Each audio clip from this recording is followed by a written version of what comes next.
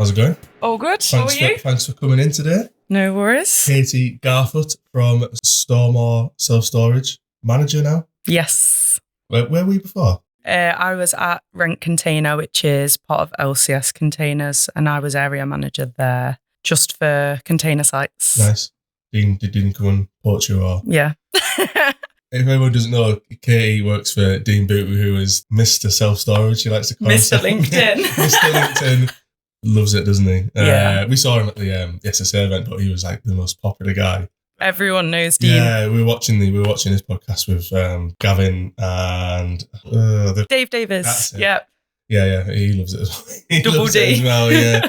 Yeah, I think him and Dean are always talking about all sorts of stuff, aren't they? Like pricing and what strategy and stuff. So thanks for coming down. No problem. Good to have a bit of female diversity in self-storage. That's what we wanted to show. Yeah. It's not just a male industry. There are females in there and stuff, and want to celebrate that. It's getting better, definitely. When I started, there was women, but not as much as now. Not in managerial roles. Yeah. It was a very male industry. Yeah. No, that's good. It's good to see, yeah. So, Stormore, do you want to give us a bit of an update? How many sites have you got now? Units, number of customers? Yep. So we have, at the moment, we've got 3 sites, which are all in, that was a lie. I was going to say all in Hull. They're not. So we've got the main site in Willoughby, which is where the staff work from. And then we've got one on Clough Road, which is automated completely. And then we've bought one in Wrexham. That was an acquisition. So that's a bit of a trek, but it's good. It had a lot of sort of challenges with it, but we're getting there now. It's sort of stabilising. Yeah. We've changed all the branding and everything. And we've obviously just signed for Mansfield, which will be my site. And that's due to be completed November this year. All indoor ones, aren't they? Yeah. Yeah. So Dean has a sister company, Beverly 24, and that one is all containers. Yeah. I think you said you maybe are looking to go more into container storage. Yeah, definitely. Any reason behind that, or just the setup costs, the overheads? It just makes I don't want to be controversial. People will shoot me down, but I think it's a sensible business decision. It's they're easier to run, I think. Yeah. Yes, just easier to actually start the site and get it rolling and full. Mm-hmm. We're outdoor stuff with container storage. You can just drive up to the container, open the doors, unload it, etc. But maybe indoor, you've got that upstairs or whatever you do. So it's just I think if you can offer both, then why not? Then you cater for everyone. Yeah. So at all sites, even though we are primarily indoor, we do have containers. So at every site there are outdoor units as well, and they are normally full. Yeah.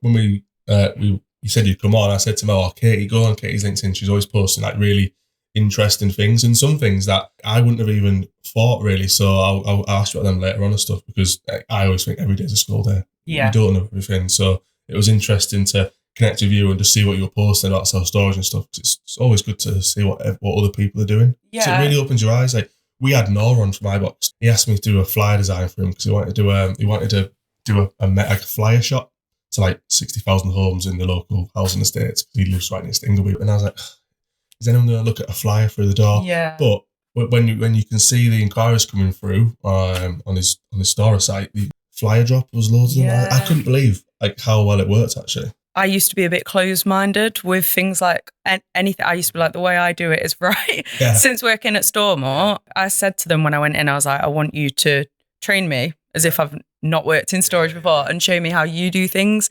And their follow-up procedure, everything is just so different and it works. Yeah. It doesn't matter who it is, you can learn from anyone. Mm-hmm. And I've learned a lot, even in the 2.5 months I've been there. I think I work better than I did in the 3 years at my old place, to be honest. Yeah, that's a really good approach, just like how you went in. And obviously you've been doing it for a long time, but just going in there and just maybe teach me if I don't know and stuff. And you just put both together and you're going to get the most out of it. I think you get not complacent, but I think you think this is the way that we've always done it as a business and you know, it's when you go somewhere new and they say, no, we do it like this and you see the results, it makes sense. And Dean's very big on, if something isn't working, we change it. Mm-hmm. Like we changed our callback procedure the other day to do more callbacks because we were finding we were not getting in touch with people in the calls we were doing. So we added a few more and we have caught a few people on like callback 5, callback 6. Yeah. You know, 2 customers every week, it can make a difference. Yeah. You put a post about it took that 5th call to get someone to, and I would never have thought, like, if I put an inquiry on for self-storage, would I want to be called up afterwards and stuff? In my head, it's like right, I'm inquiring for self-storage because I need a container now. But if I'm getting called back a couple of weeks later and stuff, but then you're getting the customer. Yeah, it's weird because I used to think the same. I used to think if someone needs storage, they're going to ring and they're going to need it now. But I find now with the cost of living, with things like that, people are planning. Yeah. You know, people on average get 3 quotes. People normally go with the cheapest and we're not the cheapest. Yeah. So we have to follow up, sort of sell our service, what's better about us than the competitors that are local. Sometimes as well, people just don't have the time to answer the phone. They're at work or like at my old job, we would probably ring people twice. I'm the same. If I inquire for something, I probably don't expect to be called that many times. And I just think it's, if you get the result, it doesn't matter if you've annoyed the people you don't get. No, definitely. And if they just answer and tell us I'm not interested, we'll leave them alone, Yeah. How do customers usually first contact you? Oh, it's always normally 80% of the time it's online. Right. So they'll put in a contact, like a quote, they'll get a quote, they get their price, they get that emailed and text. And then what we do is we get obviously the lead through and we'll normally call them within 5 minutes. And then 20% probably come from the phone. Yeah. You don't show prices on the website? No, not until they, we capture their data. Because I just think it's that chance then, isn't it, to convert them. That's a big talking point, isn't it? Do you show price online or do you or don't you? It's like Gavin's very much, from Storo, is very much yes. Dean's very much no. Because Dean tried it didn't work. Gavin tried it did work. But I think it depends on all sorts as well. There's so much to it. I've tried both, and I think it's better not to show and to get the details, to be honest. I would think exactly the same. Like, the biggest factor is because a price of a container is different in every location. You can show the from price, like we do on email campaigns. All that does is just get people more than about, well, I want that price, but I'm in Scotland. Well, can't do it. No, we can't do it because we've got to move the container up there. But if you don't show the price, but they want your service, they'll leave an inquiry to find out, and then you've captured that information. That's the thing. And sometimes they'll get the price and go, that's too expensive. But actually, by the time you've rang them, and a lot of the time you can offer a bit of a better price. I don't think you should always sell through discounting. We don't do that. But sometimes if someone says, the typical storage, 8 weeks half price, if someone says, is there anything else you can do? You can sort of push it. But if you just show the price online, the chances are, if it's too expensive, they're not going to ring you. Even if you have a 10% chance of turning someone's head and making them, book, then I think it's worth getting their data. Definitely. And I think people like to buy from people. So if you speak to them, you've already formed that relationship. Yeah. Like, I am a real person. I'm not just a bot or just a website. Is a big factor as well with someone's buying decision. Yeah, see, we have book online as well. Not many people do. Yeah. Or if they do, they still want to speak to someone. I know some storage companies are completely book online. We're here if you need us, sort of thing, and they do well. Mm-hmm. I think we push very much the customer service. We want to speak to people. We want to tell them why they should store with us. If they were just booking online, I just worry as well with containers, not to be stereotypical, but like a middle-aged lady who's never used a container in their life and they turn up out of hours and they can't open their container. I just think about things like that. And it's nice to sometimes speak to someone, to meet them and show them how it's done. Yeah. But booking online, we probably 1 reservation a week from that. What's the process of they're saying, I'd like to go ahead? So we reserve a unit for free. We don't take any deposits because I think the more roadblocks you put in the way and the more sort of obstacles, people are like, oh, I don't want to pay that. So we reserve a room for them, normally up to 4 weeks, depending on availability. And we always tell them very much we're flexible. We try to do what we call a forward move in. Say if they want it end of next month, we'll still try and set up their contract for end of next month, get their bank details because they're less likely to flake on you. Yeah. I think once someone's done that commitment, they feel a bit bad. Whereas if it's just a reservation with no payment, it's one of those, isn't it? Self-storage isn't the most difficult thing. That's the beauty of it. You can be really good at it. It's an easy sort of job really, in terms of signing people up and things like that. And it literally takes 5 minutes and then you just hope that they don't go and cancel. No, definitely. So I think I've seen Dean post a lot about like pricing strategies. Mm-hmm. Everything's all about occupancy, isn't it? Yeah. So you want to maximize your occupancy. What would you say that the best pricing strategy is you've found? I do think, I didn't used to think it, but I do think now if you've say got a new site or your occupancy drops slightly, you want to go cheap. get people in. Yeah. Not ridiculously cheap, but, below your competitors. And then after 3 months, you can do price rises. Yeah. It's not uncommon for us to do 20% price rises. Normally, the customer's already budgeted for that price. And 20% sometimes doesn't make all that difference to them. But if you bring in someone in on a higher price, it can be harder. So I think definitely lower prices to get occupancy and then price rises. Oh, is it dynamic pricing they call it? Yeah. Yeah. If you've got less of a unit, you'll put the price up. I find sometimes it can bite you because say you've got one of those units and then all of a sudden you've got 10 and you're like, oh, I'll put the prices up on them. But it's all a game, and it's all you see what your competitors are charging to be respectful. We know that what our customer service is better. We offer a better service. How much more can we charge without pricing ourselves out? Because I think you can price yourself out as well. But dynamic pricing, that's another thing. Some people don't like it. Yeah. We do it manually because we've not got, enough sites. And but I know that your Big Yellow, your Armadillo, Safe Store, I think their prices just update every day depending on algorithms and data. Yeah. Gavin was talking about from store stuff and everything there. That's what they're looking at building. But then you're saying is you've just got a bit of manual process looking at your compares, and then it would probably be better if it could be automated, but you could still oversee it, obviously. But automation, that's another big talking topic, isn't it? In storage, I think automation's great, but there's a place where you still need to oversee things and make sure. But that's like with anything, isn't it? Do you ever see anyone cancel when your pricing goes up after a couple of months? Or to be fair, not as much as you'd think. I used to think people will cancel as soon as they get a price rise, and I think that's people's worry. At my old place, I wanted to do price rises just after COVID. Yeah. When things, the interest rates went up and everything. But my point was our costs have gone up. Yeah. Why shouldn't theirs? And I was told, no, people will leave. But now we give price rises after 3 months of that 20%. And it's very rare you get people leave. And the thing is, sometimes people are just naturally coming to the end of their storage. Yeah. They've moved house. We always look at when people leave, what was the last price increase they had and when was it? And it very rarely is that people leave because of a price rise. And we always work with them. If someone came back and said, this is extortionate, this is ridiculous, we will go back and say, oh, we just looked at this for you. It's automated. We can meet you halfway. And then most time people come back and go, thank you so much. So they get a personalised reply, and it's all about managing it, isn't it? I think everything goes up. Definitely. We're all in the same boat at the minute. I think if you can afford to have storage in the first place, normally it's you can afford a little bit extra. Yeah. What's the average length you see people using your stores? I'd say sort of 5-6 months as an average. You've got your super long customers, and then you've got your 8 weeks, 4 weeks.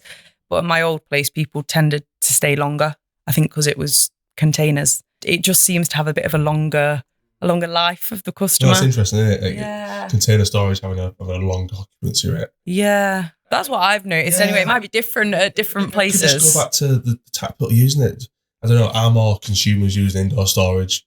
Maybe more businesses are using container storage because, again, they can drive up to it and unload stock and almost work from the container. Yeah. There's a container site that I went to visit.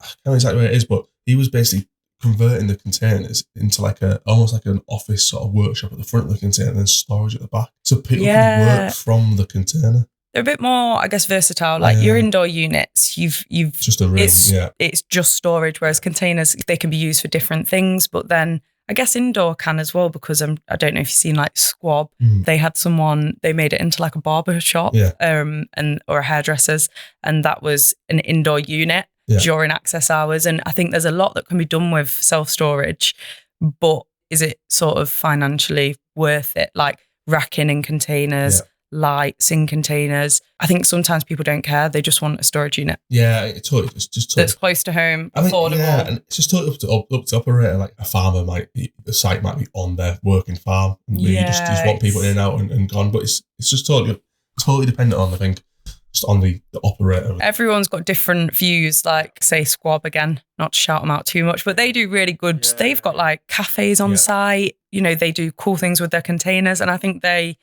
are really good at showing that you can do different things and get great results. For me personally, I like simple. I think simple works. Sometimes if you overcomplicate things, it's easy for things to go wrong. But that's just me as an individual. I think Dean's similar. I think he likes to push the boat out with things. Like he wants every site to get better and better. I think the main thing for him now is having automated remote sites, which is the way forward, I think. So what tools and systems do Stormore currently use? So we do use Space Manager, but we also use Storer for one of our sites. So Storer we use for Clough Road, which is the automated site, because we've got no key there. So obviously on your phone, it's great. People love it. You don't have to buy a padlock, it's all on your phone. And so we've got Storer for that and Space Manager for the other sites. What have you found? What's it like? I like Space Manager, but just because I've always used it, Space Manager is great for the reports. It looks simple. It doesn't look as nice as Storer. I like using them both. I think for Mansfield, I don't know. I'm a bit like, what would we use? But I do like Storer. I think it's really user friendly. People can obviously book online through Storer. So it gives you the prices, and I think it is a really good tool. I think the reporting side of it could be better. There's a lot of support as well. You can talk to them on live chat, and they're all really nice people.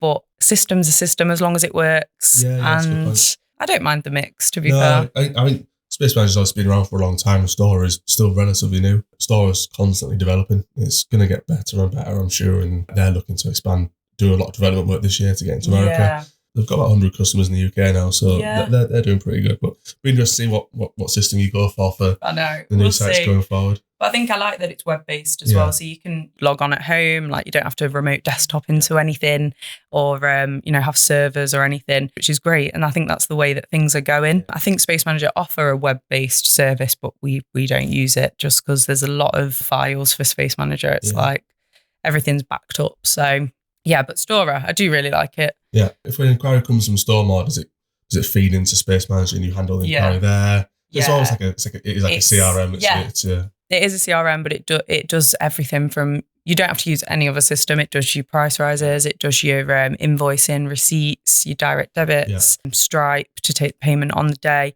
I think it does everything you could need as a self-storage operator. You can run your business from it and not really need anything else. Very nice. So site maintenance, security, very important aspects to a self-storage site. What would you recommend operators should do as a minimum to keep customers happy? You need 24-hour CCTV, obviously. I think it needs to be monitored. You might have staff there in the day, 9 till 5, 8 till 6, whatever. But out of hours, that's when you're going to get hit. But it's after the fact. When they've been broken into, that's when they'll go, right, we need more cameras, we need better cameras. I don't think you should stinge on it. I think you should have good cameras with boundaries for the, if people are jumping fences and things like that. But I think as a minimum, you need to have good CCTV. And if you can have registration plate readers, things like that, then you should, if you can afford it. Obviously, fencing, you need fencing all the way around. I think that's an SSA minimum anyway. So I think they've got their minimums for what they'll expect. People will say containers are, really difficult to break into. But if you've got someone, who knows what they're doing, they will. If someone wants to get in somewhere, they will.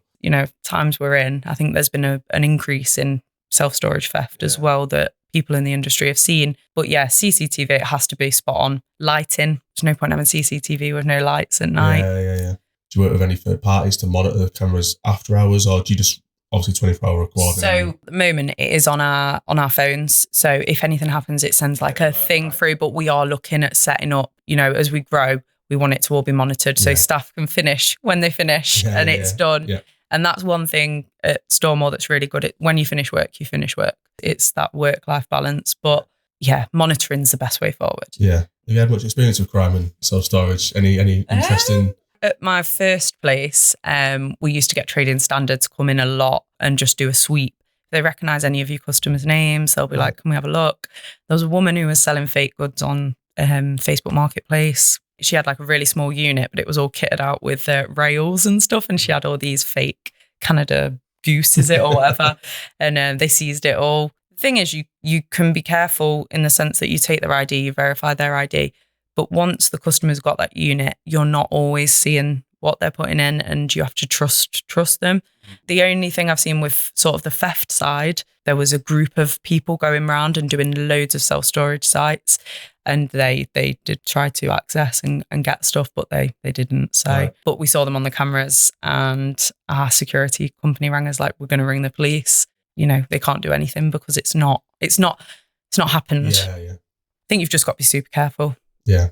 Better to do more than regret it and then have to go out and do more afterwards. Yeah, and it's your customers. You don't, you're storing sometimes millions of pounds worth of goods. Yeah. You owe it to the customer to have, the right things in place, the right insurance policy. Yeah. Customers have insurance through our policy, and making sure that you do the best by the customer, really. So yeah, I think security is key. Yeah. Is that a question that gets asked when people are inquiring, what's your security like? Yeah, it does sometimes, but I think when they actually come to site, they see, right, and they'll sort of know, but it's not asked as often as you'd think to say. They just expect it. Yeah, I think, and that's a good thing, because I don't think the industry was where it is now. It wasn't as secure, people starting up and they didn't have the right things in place. But I think with the SSA now, you have to, if you want to be SSA accredited, which sounds like a lot probably to some people, but it is to keep things safe and secure. Yeah. How long have you been in the industry now, is it? 7 years, but it feels loads longer. Like, I think, because I started, 20, so 27 now. And I started at Magenta Self-Storage in Nottingham, sales assistant. As sad as it sounds, I think most people are in the same boat. When you start in storage, you just sort of love it. You get your assistant manager role, your manager, area manager. Yeah, it's just been, I just like it. It's simple. Yeah. It works. It's just a good industry. Mm-hmm. A lot of nice people most of the time. It just seems once you get into it, you're hooked, aren't you? And I mean, there's a lot of events that go on and stuff. You've been to many. I went to Portugal last year to the Fidessa. Sorry, I used to always go to the like the Birmingham. They normally do it in Birmingham, the SSA UK conference. Yeah, it's great. Go talking to everyone, make loads of friends. There's a lot of people in the industry that I speak to. Yeah. Like Alicia from Storebox, I speak to her. That's how I got to know Dean, through LinkedIn. Yeah. Through, I think it was the awards dinner, maybe last year or the year before, and we were out drinking. And we just got on. And ever since, he's always checked in with me. And then when he said, I'm opening Mansfield, I was like, do you want a staff member for it? So it was just, it's a great industry, and you meet loads of really good people, and everyone's helpful as well. Yeah. Something that always comes up is like the marketing. How do I get more people in my containers? What channels have you found works best to get? It's just Google ads. It's always like, you can try. I think in our industry, like, people do have success off Facebook and stuff, but I think it's very targeted. If someone's searching for storage, it's your Google ads, isn't it? Dean manages all of that, and he works with someone to manage our ads. Mm-hmm.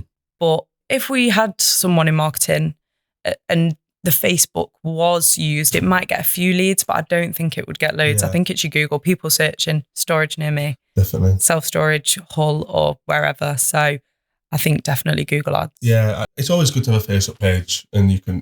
I'll put the odd post there and stuff. But again, if I'm looking for a service, I think you're going to go to Google. It's just where people go. Having a good Google My Business page as well. So because self-storage is a local business, people might go to maps and search self-storage, and you want to go up there. So yeah, the thing is, people are looking at so many companies. You've got to stand out somehow, and there's got to be sort of that USP. Google My Business, I think that does have to look good. It's you've got to have your reviews. We push for reviews a lot. We do have over 700 reviews.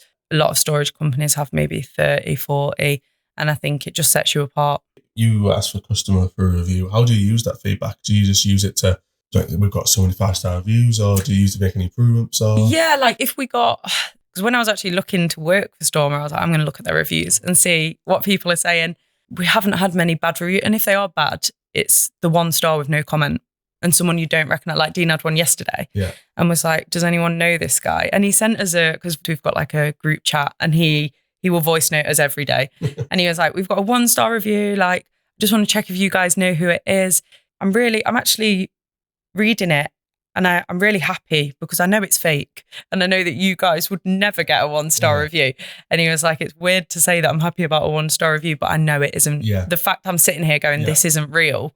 I'd say we use it as feedback if someone complained, but there hasn't been many. I think if you get a 3-star, you've got to say, like why Dean replies to them, but no one really gets in touch to say. So you use it more just to build that trust of new people, really, to show new people we get. A lot of review platforms, it's really hard to then get rid of a 1-star review if they are like a fake review and stuff. We had a few the other day on Google, and they're so hard to get rid of because they're not real. They know that their customers never bought from us. They know their name and emails, no in the system. I think the 5 stars and 4 stars maybe often drown it out anyway. Definitely. You know, if it puts you to a 4.9 or something, that's the annoying thing. These fake 1-star reviews sometimes bring you down to a 4.9. Apparently, we read though that that's a 4.7 and 4.8 is better than a 5 because it looks more real. Looks organic. So, I think with your Google rating and stuff, it can be better. You'll be a 5-star operator, but everyone has days where something might go wrong, a mistake's made, it happens. Yeah. I mean, I'm sure we all leave reviews, you know. I leave reviews for quite a lot of stuff. Nice ones, but good reviews I'll always review if something's good. And that's the thing, when someone doesn't review, and I've sent them a link like 2 times, like, why aren't you reviewing us, please? We send every customer when they leave, we contact them twice over a week, just like please give us a review. Mm-hmm. And we use FIFO as well. That's quite good because as soon as they sign up, we put them into there. Then when they leave, they get the Google one. So it's like a nice catch them while they've just moved in and just left. Do you do anything like after any marketing to them after someone's left? Any email campaigns or anything? No, not really. We get a lot of repeat customers. People do tend to like to come back. The Willoughby site's quite an affluent area. Mm-hmm. So a lot of people, they do like what's known to them. They do like it. So people do come back, get a lot of repeat business, and they're always, what price can you do? You know, I'm a returning customer. That's what you always get into it. But we do like to look after people that come back. And then they'll recommend other people. So, yeah.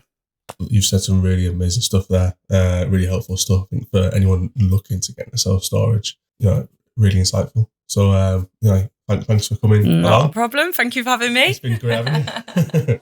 Chatterbox was brought to you by Cleveland Containers, the UK's leading supplier of new and used shipping containers and the largest supplier to the container self-storage market.